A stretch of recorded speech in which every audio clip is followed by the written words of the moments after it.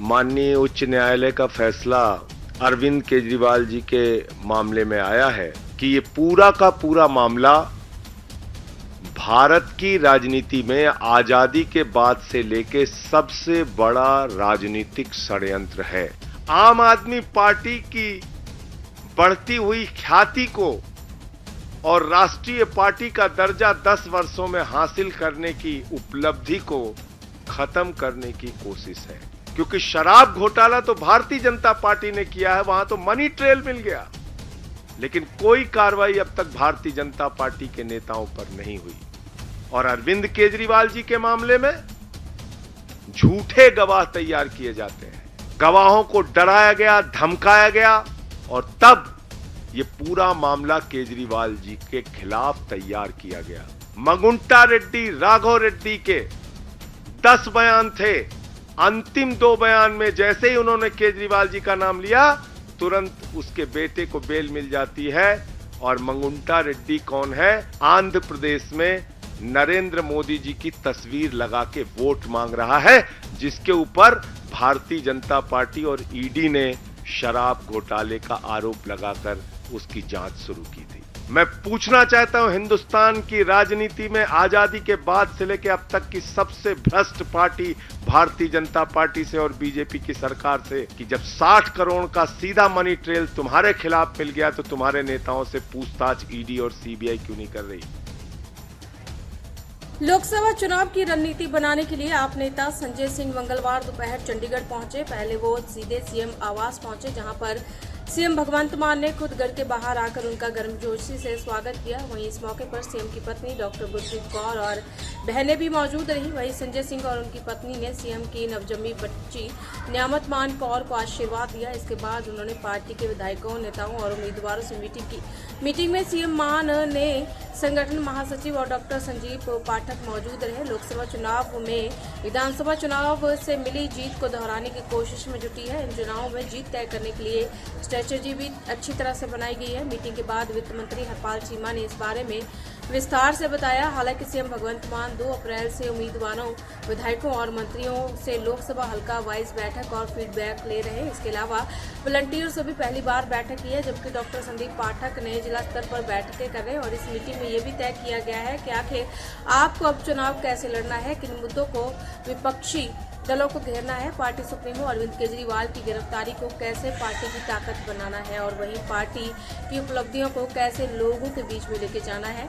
वहीं पार्टी नेताओं को आ रही दिक्कतों को भी दूर करने की कोशिश की गई। सभी ने हाथ उठाकर जीत का प्रण लिया है। हालांकि सीएम भगवंत मान पहले ही साफ कर चुके हैं कि जनता के बीच सरकार के कामों को लेकर जाना है। होटलों और पैलेसों की जगह मोहल्ले और गलियों में जाकर लोगों से मुलाकात करनी है। आप अभी तक कुल 10 उम्मीदवारों का ऐलान कर चुकी है। हालांकि सांसद सुशील कुमार रिंकू के पार्टी छोड़ने के बाद जलंधर में अब नए सिरे से उम्मीदवार के लिए मंथन चल रहा है। पार्टी ने 5 मंत्रियों को चुनावी मैदान में उतारा है। इनमें से संगरूर से गुरमीत सिंह मीत हेर, पटियाला से डॉक्टर बलबीर सिंह, खडूर साहिब से लालजीत सिंह भुल्लर, अमृतसर से कुलदीप सिंह धालीवाल, बठिंडा से गुरमीत खुटिया और फरीदकोट से कलाकार सीएम के दोस्त करमजीत अनमोल है।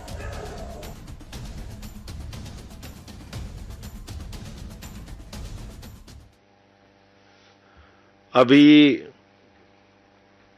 माननीय उच्च न्यायालय का फैसला अरविंद केजरीवाल जी के मामले में आया है, लेकिन जैसा पिछले कई दिनों से लगातार मैं कह रहा हूं, मैं फिर उस बात को दोहरा रहा हूं पूरी मजबूती के साथ और जिम्मेदारी के साथ कि ये पूरा का पूरा मामला भारत की राजनीति में आजादी के बाद से लेके सबसे बड़ा राजनीतिक षड्यंत्र है। एक गहरी साजिश के तहत यह मामला बनाया गया है और इस मामले के पीछे किसी घोटाले की जांच का मकसद नहीं है। दिल्ली की प्रचंड बहुमत से चुनी हुई अरविंद केजरीवाल को गिराने और खत्म करने का मकसद है। पंजाब की प्रचंड बहुमत से चुनी हुई सरकार को गिराने और खत्म करने का मकसद है। आम आदमी पार्टी की बढ़ती हुई ख्याति को और राष्ट्रीय पार्टी का दर्जा 10 वर्षों में हासिल करने की उपलब्धि को खत्म करने की कोशिश है। क्योंकि शराब घोटाला तो भारतीय जनता पार्टी ने किया है, वहां तो मनी ट्रेल मिल गया, 60 करोड़ का मनी ट्रेल मिल गया, लेकिन कोई कार्रवाई अब तक भारतीय जनता पार्टी के नेताओं पर नहीं हुई। और अरविंद केजरीवाल जी के मामले में झूठे गवाह तैयार किए जाते हैं, बेबुनियाद आरोप लगाए जाते हैं, 10-10 गवाहों के 10-10 बयानों को छिपाकर षड्यंत्र के तहत 2 ही बयान कोर्ट के सामने लाए जाते हैं। 10 बयानों में से 8 बयान छिपाकर मात्र 2 बयान कोर्ट के सामने लाए जाते हैं। और मैं फिर से दोहरा रहा हूं, मंगुंटा रेड्डी, राघव रेड्डी के 10 बयान थे। अंतिम 2 बयान में जैसे ही उन्होंने केजरीवाल जी का नाम लिया, तुरंत उसके बेटे को बेल मिल जाती है। और मंगुंटा रेड्डी कौन है? आज की तारीख में वो एनडीए का प्रत्याशी है। आंध्र प्रदेश में नरेंद्र मोदी जी की तस्वीर लगा के वोट मांग रहा है, जिसके ऊपर भारतीय जनता पार्टी और ईडी ने शराब घोटाले का आरोप लगाकर उसकी जांच शुरू की थी। आज वो कैसे मोदी की तस्वीर लगा के वोट मांग रहा है, मुझे जवाब दो भारतीय जनता पार्टी के लोगों। शरद रेड्डी 12 बयान उसके लिए जाते हैं, अरविंद केजरीवाल जी के बारे में एक शब्द नहीं बोलता। अंतिम 2 बयान में बोलता है, 10 बयान में नहीं बोलता। और जैसे ही 2 बयान में वो नाम लेता है केजरीवाल जी का, उसको तुरंत बेल मिल जाती है और वो छूट जाता है कमर दर्द के नाम पे। ये राजनीतिक षड्यंत्र नहीं तो और क्या है? चंदन रेड्डी नाम के एक गवाह का कान का पर्दा फाड़ दिया गया, हाई कोर्ट में उसने अपील की। समीर महेंद्रू पे दबाव बनाया गया, अरुण पिल्लई पे दबाव बनाया गया, गवाहों को डराया गया, धमकाया गया, और तब यह पूरा मामला केजरीवाल जी के खिलाफ तैयार किया गया। मैं पूछना चाहता हूं भारतीय जनता पार्टी के लोगों से, मैं पूछना चाहता हूं हिंदुस्तान की राजनीति में आजादी के बाद से लेकर अब तक की सबसे भ्रष्ट पार्टी भारतीय जनता पार्टी से और बीजेपी की सरकार से, क्या आप मुझे जरा बताइए कि जब 60 करोड़ का सीधा मनी ट्रेल तुम्हारे खिलाफ मिल गया तो तुम्हारे नेताओं से पूछताछ ईडी और सीबीआई क्यों नहीं कर रही? क्यों नहीं अब तक एलजी ने चिट्ठी लिखी, जांच की? क्या कारण है कि इलेक्टोरल बॉन्ड में इतना हजारों करोड़ का घोटाला सामने आने के बावजूद, जिस कंपनी का मुनाफा 0 है, जिस कंपनी का मुनाफा घाटे में है, मुनाफा तो छोड़िए, जो कंपनी घाटे में चल रही है वो सैकड़ों हजारों करोड़ रुपए आपको चंदा दे रही है, जो फर्जी कंपनियां कागजों में बनी हैं वो सैकड़ों हजारों करोड़ रुपए भारतीय जनता पार्टी को चंदा दे रही हैं। कहां income tax department, CBI, ED क्यों नहीं जांच करती भारतीय जनता पार्टी के नेताओं की? क्यों नहीं पूछताछ होती उनकी? क्यों नहीं गिरफ्तारी होती नहीं उनकी? क्यों नहीं छापे पड़ते उनके यहां? तो इसलिए मैं फिर दोहरा रहा हूं कि यह पूरा का पूरा मामला एक गहरी राजनीतिक साजिश के तहत अरविंद केजरीवाल जी के खिलाफ बनाया गया है। और जो बयान केजरीवाल जी के पक्ष में थे वो बयान ईडी ने जानबूझकर भारतीय जनता पार्टी और सरकार के इशारे पर राजनीतिक साजिश के तहत कोर्ट के सामने रखा ही नहीं बयान। तो जब सारे साक्ष्य आप कोर्ट के सामने नहीं रखेंगे तो कैसे न्याय मिलेगा?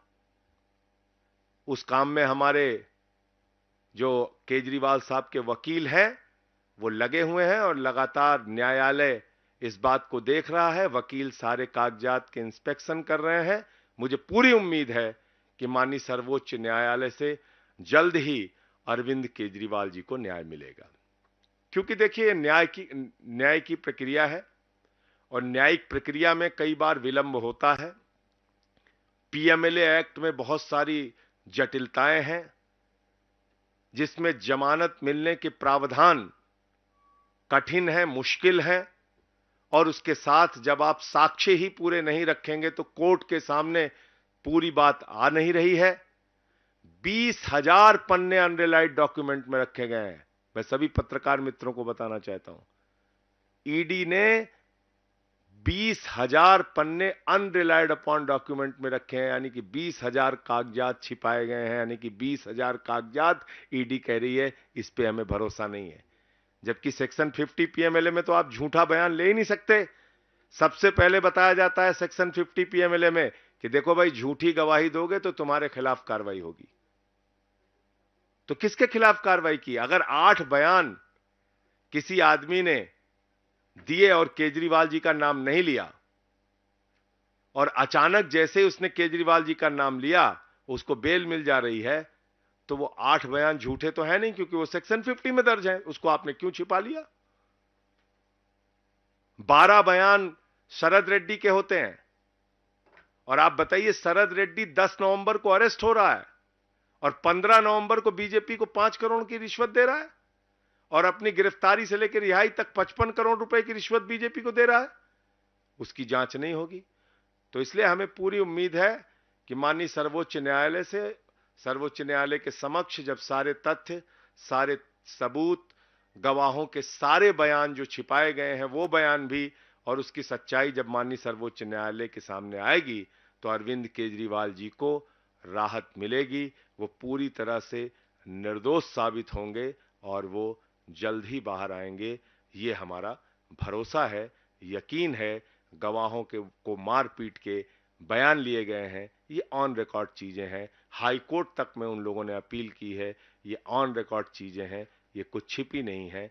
और कोर्ट के फैसलों में कई बार ऐसा होता है, लोअर कोर्ट का फैसला हाई कोर्ट बदल देता है, हाई कोर्ट का फैसला सुप्रीम कोर्ट बदल देता है, सुप्रीम कोर्ट के 2 जजों का फैसला 3 जजों की बेंच बदल देती है, 3 जजों का फैसला 5 जजों की बेंच बदल देती है, 5 जजों का फैसला 7 जजों की बेंच बदल देती है। और हमारे देश में तो ऐसी सरकार है प्रधानमंत्री नरेंद्र मोदी जी की, जो 5 जजों की संवैधानिक खंडपीठ, संविधान पीठ के फैसले को संसद के अंदर बदल देती है। आपको याद ही होगा, 5 जजों ने फैसला दिया था दिल्ली सरकार के पक्ष में कि सर्विसेज उनके पास होनी चाहिए। बावजूद इसके देश के तानाशाह प्रधानमंत्री ने, देश की तानाशाह सरकार ने दिल्ली के पक्ष में दिए गए, अरविंद केजरीवाल जी के पक्ष में दिए गए, लोकतंत्र और संविधान के पक्ष में दिए गए, प्रचंड बहुमत से चुनी हुई सरकार के पक्ष में दिए गए फैसले को, 5 जजों के सुप्रीम कोर्ट के फैसले को संसद में बदल दिया। जब चुनाव आयुक्तों के नियुक्ति की प्रक्रिया में मुख्य न्यायाधीश को रखा गया, तो प्रधानमंत्री जी ने कहा और भाजपा की सरकार ने कहा कि नहीं, चुनाव आयुक्तों की नियुक्ति तो हम करेंगे, और सुप्रीम कोर्ट के फैसले को संसद के अंदर बदल दिया गया। तो है कई बार कानूनी प्रक्रियाओं में। और इस देश के अंदर आपको जानकारी के लिए बता दूं, 80% अंडर ट्रायल है। कोई 10 साल से अंडर ट्रायल है, कोई 5 साल से अंडर ट्रायल है, कोई 3 साल से अंडर ट्रायल है। कई बार न्याय मिलने में विलंब हो जाता है, लेकिन इस मामले में मुझे पूरा यकीन और भरोसा है। मैं फिर दोहरा रहा हूं, अरविंद केजरीवाल जी जल्द ही निर्दोष साबित होंगे, जल्द ही सुप्रीम कोर्ट से, आगे की कोर्ट से उनको राहत मिलेगी, वो बाहर आएंगे। आपके कोई प्रश्न हो तो आप जरूर पूछ सकते हैं।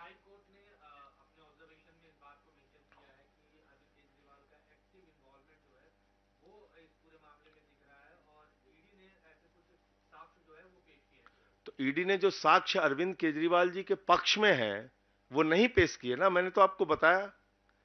ये पता कैसे चला, ये कैसे पता चला कि वो साक्ष्य नहीं रखे हैं?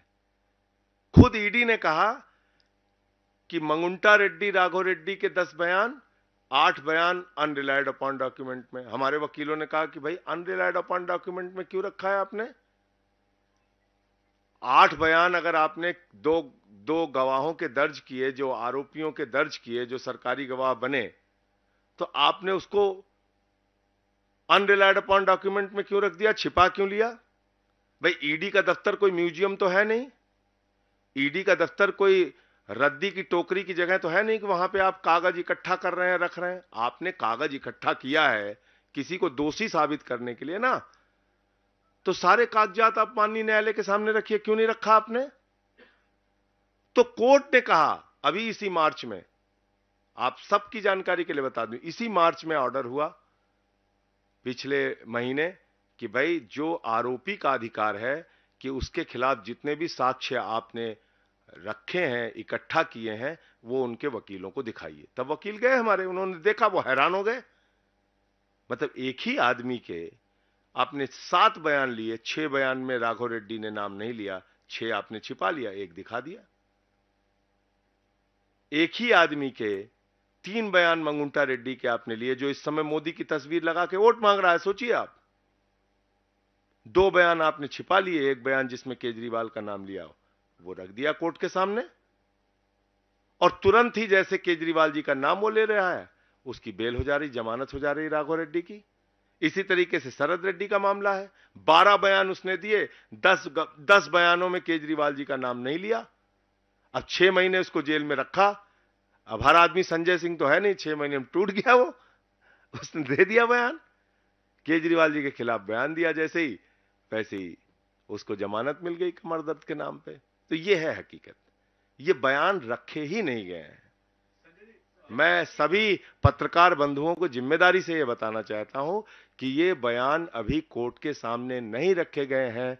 इंस्पेक्शन का ऑर्डर जब कोर्ट से मिला और इंस्पेक्शन करने जब हमारे वकील गए, तब इन बयानों को देखा और वो हैरान रह गए कि जो बयान केजरीवाल जी के पक्ष में है, या जिन बयानों में केजरीवाल जी का नाम नहीं है, केजरीवाल जी के नामों का जिक्र नहीं है, वो बयान ऑन रिकॉर्ड नहीं लाए गए कोर्ट के समक्ष। यही है गहरी राजनीतिक साजिश। संजय जी, आपने शुरू में कहा कि पंजाब सरकार को तोड़ने की यह षड्यंत्र, कैसे? भाई, जब आप आम आदमी पार्टी के मुखिया को गिरफ्तार करके जेल में डाल देंगे, आपको पता है जिस दिन केजरीवाल जी के घर पर छापा पड़ा और उनकी गिरफ्तारी हुई, ठीक दूसरे दिन इनकम टैक्स का छापा गुलाब सिंह यादव के यहां पड़ गया, हमारे एक एमएलए के यहां। उसके तुरंत बाद हमारे एक मंत्री कैलाश गहलोत को ईडी के दफ्तर में बुला के 4.5 घंटे पूछताछ की गई। उसके तुरंत बाद हमारे एक विधायक दुर्गेश पाठक को बुला के पूछताछ की गई। तो आप समझ सकते हैं, यही तो हुआ था महाराष्ट्र में। और क्या हुआ था? एक एक की जांच शुरू की, फाइल दिखाया, दबाव बनाया, पार्टी तोड़ा। तो ये प्रक्रिया जो दिल्ली में शुरू हुई है, ये रुकने वाली थोड़ी है।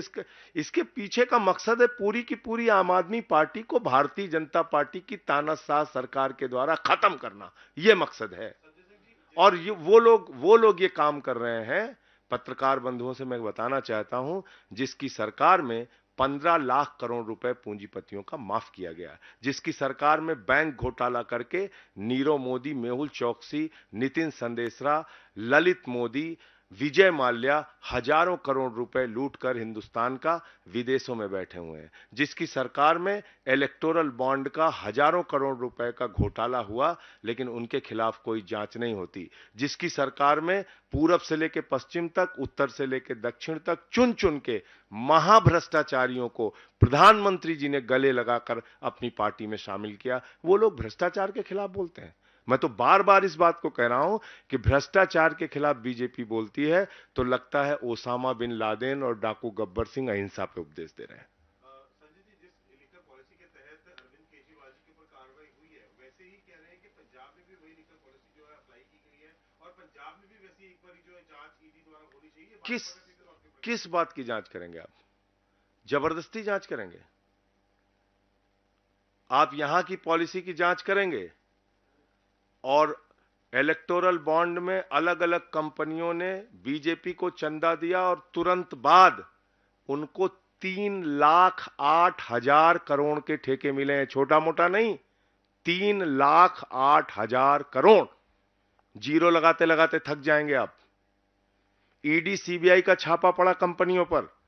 यहां जलंधर या लुधियाना में भी वो कंपनी गेमिंग, कौन सी फ्यूचर गेमिंग करके है वो कंपनी, यहां पे भी उसके ऑफिस वगैरह है।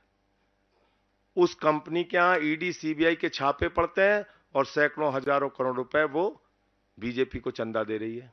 इसकी जांच नहीं होनी चाहिए? अरविंद केजरीवाल जी की जांच करने के लिए ईडी सीबीआई गामा पहलवान, दारा सिंह, बॉक्सर विजेंदर बन जाती है। और जब बीजेपी की बात आती है तो गजनी मोड में चले जाते हैं, कहें हम तो कुछ याद ही नहीं, हमने कुछ देखा नहीं, हम धृतराष्ट्र हो गए हैं।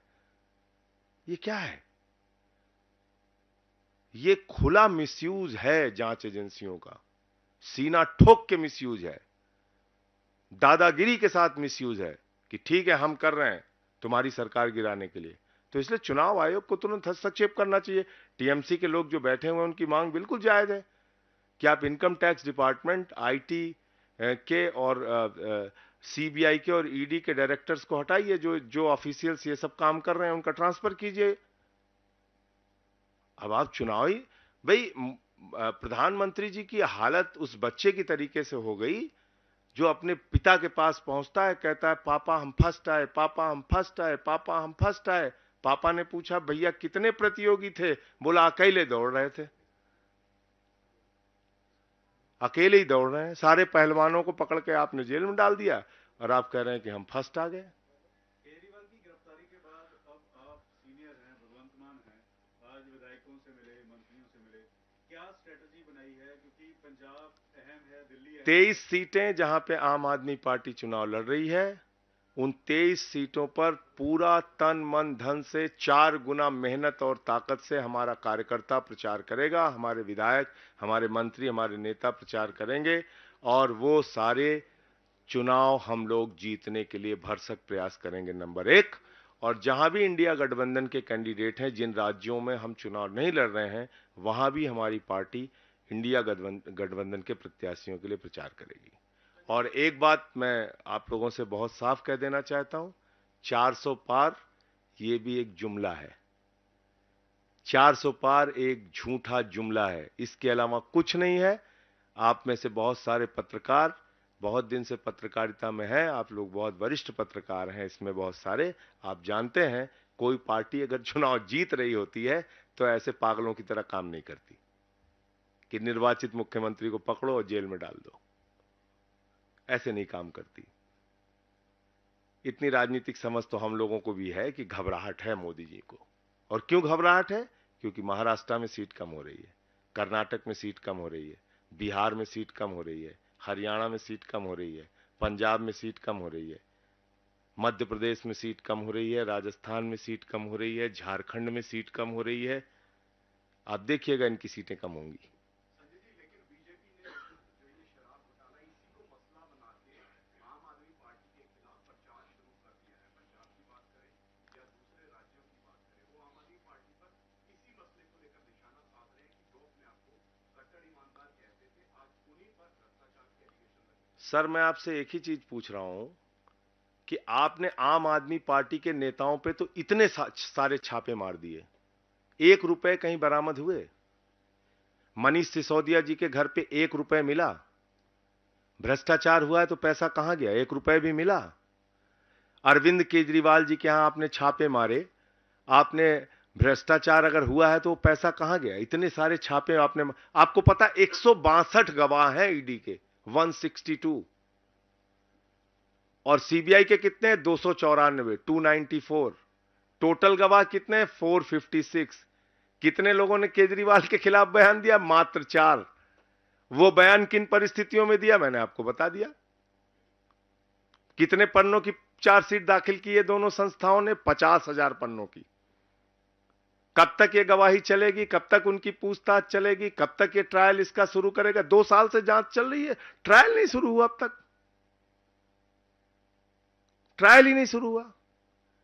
तो आप 20 साल तक जांच करते रहिए और इसमें जो सजा है वो 3 साल से लेकर 7 साल सजा है। 3 साल से लेकर 7 साल सजा है और जो जांच करने की इनकी तैयारी है वो 20 साल तक इनका मामला चलेगा। बताइए, 34 इसमें 34 आरोपी हैं, 34 आरोपियों के अलग अलग वकील हैं। एक गवाह आएगा, उससे 34 वकील पूछताछ करेंगे। बताइए आप, वो तो मूर्छित होकर गिर जाएगा गवाह बेचारा। एक गवाह की पूछताछ में कई तारीखें लगेंगी। आप समझ सकते हैं ये क्या मामला तैयार किया गया है। तो ये जो आप बता रहे हैं ऐसी कहानियां ये लोग चलाते हैं, ये हुआ है, वो हुआ है, वो हुआ है। अरे भैया, भ्रष्टाचार हुआ है तो पैसे कहां चले गए? आसमान ने निगल लिया, जमीन ने निगल लिया, कहां गया पैसा? जबरदस्ती का हवाई, और जो दिख रहा है मनी ट्रेल, मैंने बताया तो 60 करोड़ रुपए। मतलब 10 नवंबर को एक शरद रेड्डी, जिसको खुद ईडी ने कहा, संजय सिंह ने नहीं कहा, ईडी ने कहा कि ये किंग पिन है, मुख्य घोटालेबाज है, और 15 नवंबर को वो बीजेपी को 5 करोड़ दे रहा है, उसके बाद मिला के करीब करीब 55 करोड़ रुपए अपनी रिहाई तक दे रहा है। उस पे ईडी सीबीआई कार्रवाई नहीं करती।